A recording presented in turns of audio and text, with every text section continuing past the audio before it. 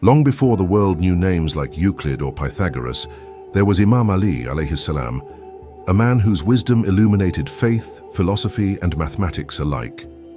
He solved problems of inheritance, logic, and geometry with precision and fairness. When companions struggled to divide estates according to Islamic law, Imam Ali alayhi salam calculated the exact shares instantly, earning the title, the Gate of Knowledge.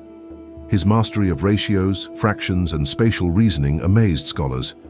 He famously divided wealth equally using formulas centuries before algebra was formally developed. Even modern mathematicians admire the logic and symmetry in his rulings. For Imam Ali alayhi salam, numbers were more than math. They were signs of divine order, reflections of Allah's perfection in creation. He saw balance not only in equations, but in justice, ethics, and the soul.